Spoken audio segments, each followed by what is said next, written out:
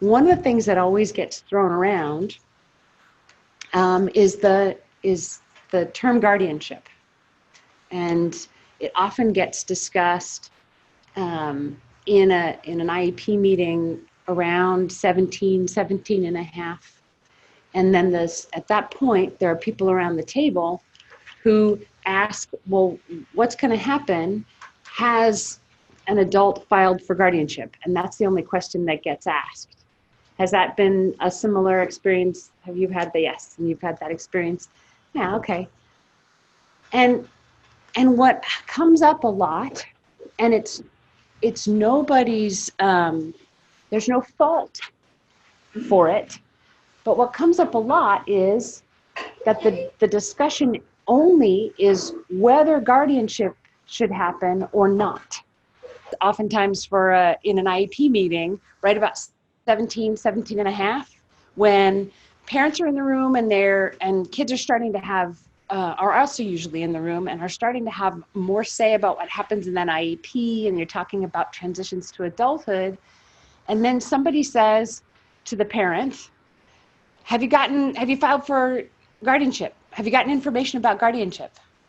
And that's the only question, right? And it's not anybody's fault. It's just that teachers aren't educated about legal alternatives. They just don't know. And what they do know is that parents are concerned about having a young adult, a new adult that has entirely authority over all parts of their lives: money, work, relationships, medical decisions, educational decisions. And so you have parents who are presented then with either you're going to become a guardian, or your young adult child has complete authority over all parts of their lives without any checks on that, without any what we would call guardrails, right? Is that something that's familiar to? All right.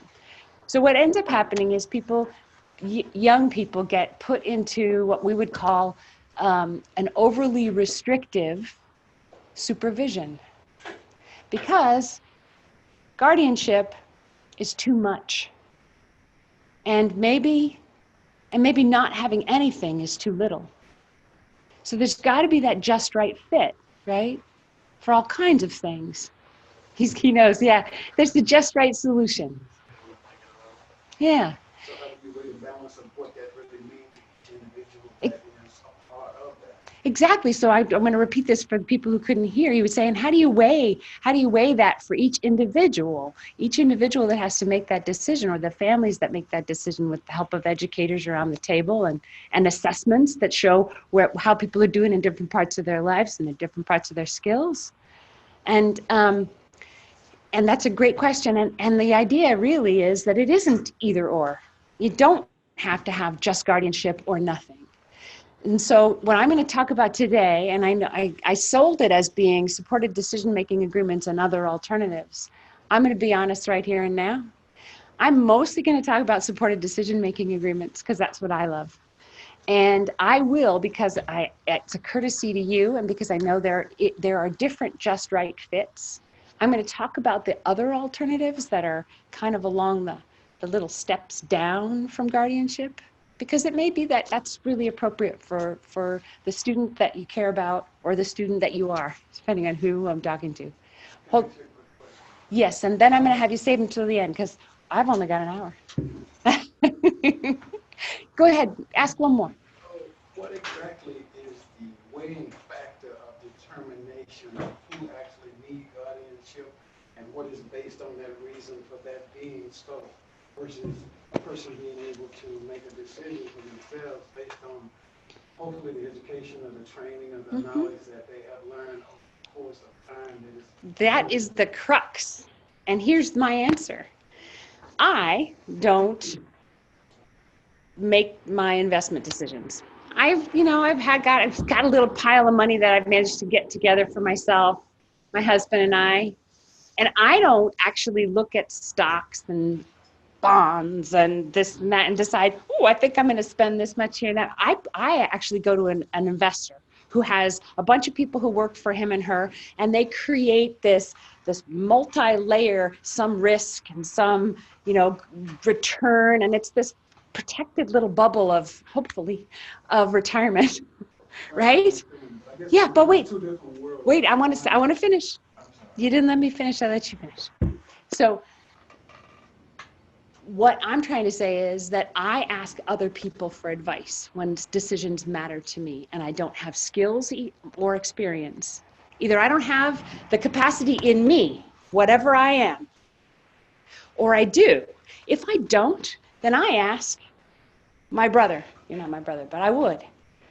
I call my best friend. I'm a lawyer, actually, believe it or not. But I don't know every kind of law. And honestly, when I have a problem unrelated to the area of law that I know, I call a lawyer that does. So we're going to park your questions for now, because otherwise I don't get through any of my slides, and I'm not even on my second one yet. Well, I'm kind of am. So this is what we're going to talk about today. I'm going to go over quickly the kinds of things, what a guardianship is and what its impact is on somebody's life, and then some other alternatives. So, and I can't recall, I think, we're going to also talk about what supported decision-making agreements are and if someone might want them for themselves, and then talk about how to make them. But initially, just go on ahead there. Okay. So who makes decisions in guardianship? Anybody want to throw it out? Who makes the decisions under the law when somebody has a guardian? Yep. Right. Now, it's true that guardianship works for some people, and it's what people want for themselves sometimes. I actually have a dear friend who has anxiety disorder along with some other developmental disabilities, and her anxiety gets spiked too high, too fast, too much when she has to make decisions for herself. That's somebody who would choose. She has chosen to have her mother be her guardian. It works for her, and it works for that family. Thanks. The responsibilities are clear for everybody, right? Everybody knows who the decider is. You knew it immediately. You looked back and you knew a guardian. Yep. That's who gets to decide. And oftentimes guardians know just what needs to be done because they keep that responsibility. If they're parent guardians, it's really just an extension of the decisions they were making before somebody turned 18, right? But think about that for a minute. What does that mean about the other side of that? It means that somebody isn't taking on that role of being an adult because somebody's still in that parent seat. A lot of guardians consider what wards want and give them choices. They almost always try to do the right thing for wards, especially if they are parents, right? You all care about what your kids are doing and you want to maximize their potential. You want to see them grow. Sometimes, though, what ends up happening is parents get older, right? I've got a 21-year-old son, and I can imagine a time, a few decades from now when I'm not going to be there for him. And that happens. And when that happens for somebody who has a full guardian, the next step, if there's not family that can step up, is a public guardian. And they pay less attention than that loving, caring family member. So we're going to just scroll on this, right? Okay, so I want you to think for a minute about how you make decisions now. You don't have to think about them out loud, and this is for everybody in the room. And are there different ways that you make decisions for different kinds of decisions, right? There are decisions that I like to call low-risk decisions. They're kind of either or, and the outcomes aren't very big, and the differences are pretty small, but I get to choose them. No big deal. Doesn't matter if I'm going to eat pizza or I'm going to eat, flip a coin, I'm going to eat spaghetti. Think about it, really. Spaghetti is just pizza in a different form. Right? I've been trying to say that to people for a long time. And then there are other decisions, right, that everybody has that are more serious. They have bigger consequences, and you take more time. You think about it. You weigh your options. If you have skills or you've been instructed, and so you've gained skills for kind of creating a a kind of a decision tree.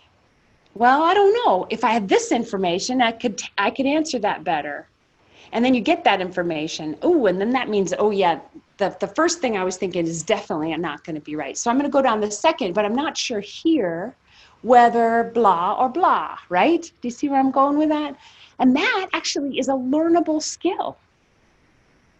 Some people learn it by watching other people. So I watch you and I see you make good decisions and I think, oh God, I want a life like his life. How did he do it? And I kind of get an idea. Some people don't learn like that, right? Some people need what we call direct instruction. That's why we come up with modified curriculum, which is really literally special education. It's taking stuff and making it accessible to some individual based on who they are and how they learn. So anywho, those decisions that require more thought, more careful weighing of options, those are the kind of decisions that we think of as somebody having support needs. Everybody, to make a decision, I actually, sometimes when I am indecisive about something, I remember that it just means that I don't have enough information. Sometimes there are situations where you will never get the information that you need, and you have to make a decision without it. But lots of times it's really just that I haven't asked the right person. So what people generally say they want from their adult lives are these things: independence. They want choices about what they do every day. They want to be able to plan and take responsibility for their future. Honestly, they want civil rights. People want to make sure that they're treated like everyone else. And they want protection from abuse and neglect or exploitation. And those are all the things that we expect from guardianship if someone is including their ward in those decisions by asking their opinion and by helping get their feedback. But too often it doesn't happen. So one of the things that you can do if a guardianship is too restrictive, full guardianship, is something called a limited guardianship. Does anybody know about a limited guardianship? Yeah, I know. Isn't that crazy? Actually, I have to say, in the state of Alaska, lots and lots and lots of people don't know about it. It is almost none of the petitions to the court for guardianship in Alaska are for limited guardianship. And in other states, that's not the case. It's partially, it's cultural. People don't know about it, and so people don't know about it. Like nobody talks about it because nobody has it, and nobody else hears about it from them, and so on. And it's also because we have a very spread out state. And it's hard to get back to a courthouse if you needed more. You know, if you needed to go back to a full guardianship. So a partial guardianship or a limited guardianship is where you ask the court to carve out areas where someone has full authority to make their decisions. Or it could be the other way, where the guardian only has authority over a particular area. So an example of one that everybody does know about is conservatorship. Conservatorship is a kind of a limited guardianship, really, because somebody has total authority, but only on finances, right? So you could have a limited guardianship that was just about someone's medical decisions. If someone was really, you thought that this young person was ready to make a bunch of other kinds of decisions about their life, they're doing really great in their employment. Maybe it's supported employment, maybe it's not. They're doing really great with their relationships and growing as a young adult and making their choices that are keeping them safe. They could be really great at figuring out, for planning their own future, where they want to live. Do they want to live in a group home? Do they want to live with a roommate? Do they want to stay at home? They're good at making those kinds of decisions. Let them be. Let them have those kinds of decisions. So a supported decision-making agreement, it's kind of new in Alaska. We have a new law as of December of last year, end of December. And what it says is that you can have a written agreement about ways of doing things with people that you choose to help you make decisions and or communicate those decisions to other people in your life. And to help them, that you can get the help you need to communicate decisions about your life. And what the agreements are is very specific. I would say that Alex is going to be my supporter. She's going to give me support for making decisions about where I'm going to live. And Alex actually signs a declaration that says, yes, I'll be available when you need me. And I can even say, I want her to do the following. I want her to help me look up neighborhoods and find a good location for me. Help me interview roommates. Help me go to a landlord's office and make sure that I understand everything the landlord's saying about my responsibilities in this new apartment, right? So that's part of these agreements. The important ideas that underlie it is that everybody can make their own decisions and that everybody has goals and things that they want, and that people can communicate what it is they want, their preferences one way or another, if they are communicating them to people who understand them, who they trust. And this actually goes for people who are nonverbal as well. People who are nonverbal can have a supported decision-making agreement because the people who know them know how to understand their choices. Oftentimes it's behavioral. Sometimes it's with communication software and things, assistive technology. But so I'm going to ask in the room, what kinds of decisions do you want more or better advice about in your life? These are some examples. Anybody do you identify with any one of these particularly? Okay, go ahead. Money, yeah, money comes up a lot. Anybody else? Yeah. Which one do you think all of them? Money. Money, yeah, you money also. Which one for you? Relationships. Yeah. Yeah, that's important. And that's a good place to ask other people too, I find. Well, so all of those can be in a supported decision-making agreement.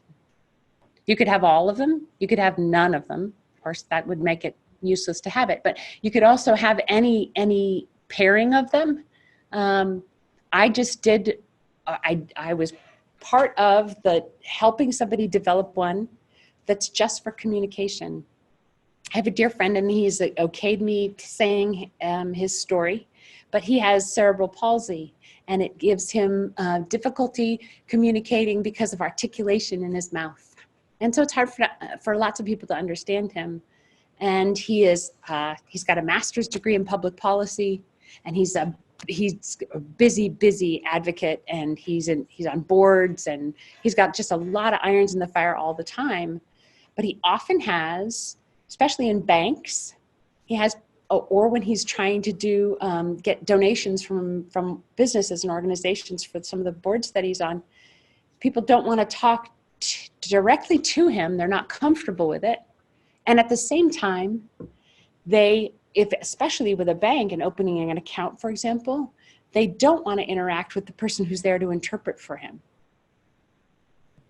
because it's a private, financial kind of application process, and because there's a perception that because there are barriers to communication, that he may not. People have asked him if he has a guardian, and is this his guardian? So he actually said, I want to make sure. Actually, there was an incident that happened at a bank when he's the president of a board, and he was opening a bank account for that entity, and somebody refused to talk with him with his interpreter in the room. So he came back to me, he was telling me about it, and I said, sounds like it's time for a supported decision-making agreement. And you know why? Because under our law in Alaska, if someone has a supported decision-making agreement that describes the kind of support that somebody's going to give them, a third party, a third person, like a landlord, can't say that you have to leave if he is applying for the apartment, because that sometimes happens, especially in that kind of situation, because the landlord isn't entirely sure that they want everybody to be aware of what that discussion is going to be like. That maybe they're afraid that they're going to be discriminatory and they don't want somebody to be a witness to the discrimination. So whatever it is, they say, oh, no, only the person who's applying can be in the room. But if you have somebody in that supported decision-making agreement that's there, like I was talking about with Alex, she's going to help me figure out where I'm going to live and go into that meeting with me. In Alaska, that landlord cannot, under the law, cannot say that Alex can't come in with me. I hand them that along with this great one-page letter that the Disability Law Center created that describes what third persons have to do, how they have to honor this agreement. What that does is it allows people to go in with comfort into places that they might not otherwise be comfortable with, trying to explain what they want, trying to self-advocate. I always tell the same story. My mother passed away about 3 years ago, but before she did, she had a series of strokes. And as she led up to the more severe strokes, she developed aphasia of speech. How many people know what aphasia is? Yeah, okay. So she would think a word and say a different word. She could surely drive because she was, she was just mom, all there and ready to go. But she had to go in to get her license reinstated. And in California, where she lives, that's an investigatory process, which means that there's an investigator at the DMV, and you have to go into the office with the investigator. And they ask, when was your last seizure and what are all these other things. You have your medical records and they examine them and then they go, yes, you get to have your license back. But my mom knew that she had sequencing difficulties and also would switch words. And she asked, can my son come in with me? Because my brother used to do this, like, slow down, Mom. Slow down, start over. Or she could write out something ahead of time and he could say, follow your list, Mom. And she could do that. She could go down her own list. But he wasn't allowed in the room. And the thought of not having him there and the thought of being in that circumstance prevented my mom from going back and getting her license. So my mother, who had 45 grandchildren, I'm one of 10, and was a very active grandma, used to drive kids to and from schools for a couple of my siblings, make sure everybody's houses ran well. She was like that kind of granny. Stayed home. Her life got smaller and smaller in those last years. And if she'd had a supported decision-making agreement, she'd have had her license. That's what I'm saying. All right. So supporters, as you can tell, they help somebody understand information and choices, or maybe just focus on decision-making. I mean, how many times do you feel like somebody just needs to point your attention to something? Like, remember your list, like I was saying, or is that really a good decision for you? Wait, didn't you last week you said you wanted a car, Anne? You gonna buy another pair of boots? And to think about which path leads to your goals. Help you figure out whether something's kind of a blind alley or not. Does people know the expression blind alley? It's where you kind of turn into something, you're not paying attention, and there you are, you're stuck. Or like I was just talking about, my friend who has one, literally his supported decision-making agreement just has people who are going to help him communicate his decisions to other people. And he has 5 people on that list, just in case some people aren't available. So who are your supporters naturally? Who do you rely on? Who do you rely on? Yeah. Are there other people besides your mom?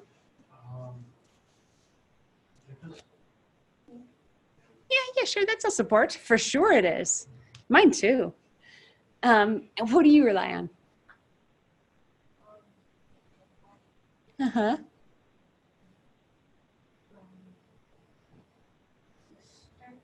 Nice. A big sister or a little sister? Oh, sorry, that's me. Well, I didn't hear, but say it again.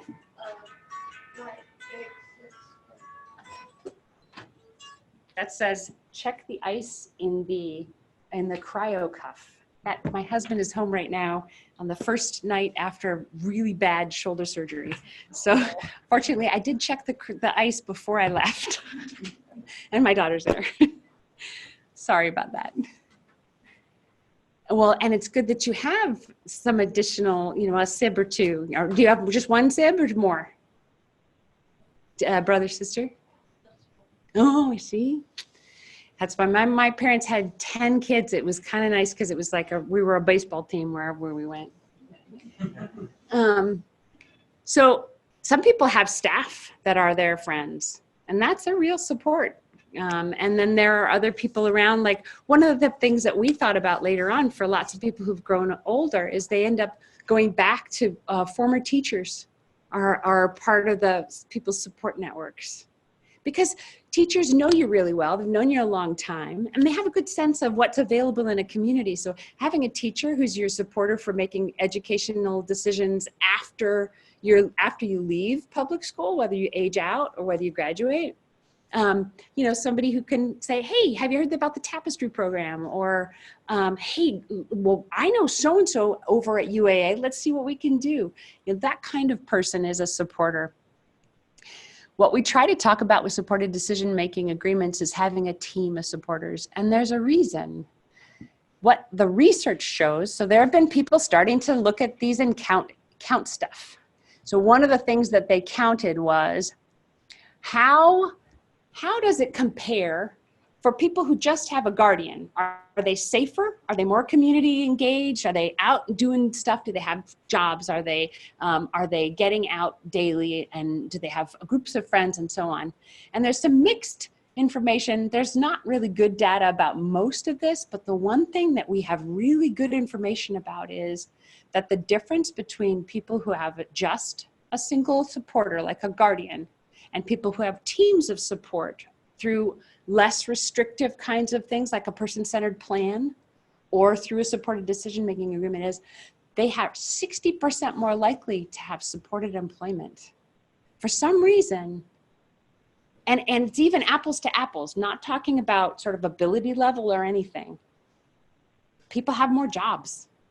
And think about what it means when you have a job. It means that you have a way of getting there. It means that you have a whole network of people that you're working around or working with. You're bumping into people who come into probably a public place, whether it's a store or a restaurant or an office. So there's a whole bunch of good stuff surrounded with the idea that somebody's got a job. So anyway, it turns out that it looks like people tend to be safer when they have a team of support because there are more eyes on, right? One person falls out of the loop, there are a bunch of other people to surround still. You get a sick parent, there's an aunt, there's a former teacher who knows you, there's a counselor, there's a therapist. There are people who surround that person. So the other thing, of course, is that people with different ideas and different information and different kind of ways of seeing things, they give you better. It's better to get a lot of input before you make a decision. So ask yourself, who would be on your team if you were going to be writing one of these? And I'm actually proposing that people start writing these in earlier IEPs as a way of practicing self-advocacy. It's great to write what it is you want, right? What do you want for yourself? And you have to do that to do these. You have to think, what are my choices? All right. So talking about a goal or a wish that you have for yourself, what more do you want to know about that goal? What could someone else do to make that goal easier for you to get or do? All of those things are great for including in an IEP. They hit on language skills, they hit on writing skills, they hit on self-advocacy skills, in addition to being a genuine transition outcome, right? That's something that's clearly about meeting those, honestly, for those educators in the room, this is a compliance trifecta. You get a bunch of those, requirements under transition planning and services. So here's what I'm going to do now. I'm going to talk about this. which is if you wanted to get started on a supported decision-making agreement. Right now, there are 4 different ways to get started, and then I'll tell you where the information is. If you're not sure and you want to know more about it, I'll give you that too. There is a woman at Hope Community Resources whose job it is. She's the only one in the state actually with the title. She is the coordinator for for supported decision-making agreements. The Arc of Anchorage also has training, and they're starting to do it. Frontier Services in Kenai. And of course, you can go to the Disability Law Center because they have a lawyer that's trained to do it too. You also want someone who's going to help you write it up. That's somebody who understands the law and also can give you more information about those other alternatives. So one of the things that we have that's unique in Alaska is that there are 5 states that have laws about supported decision-making agreements, and 2 more that have laws that are kind of like supported decision-making agreements. So we say 7, or maybe it's just 5. But in Alaska, we're really unique. And now actually a bunch of new states have asked for a copy of ours because they're starting to write their statutes. Upcoming statutes are going to look more like ours than the others. And that's because in our state, you can have a guardianship order and also have a supported decision-making agreement. It can be something that people use as a way of describing the kinds of teams that they rely on, and it doesn't change any of the kind of backstops, the fail-safes, those guardrails in guardianship. So they can exist together.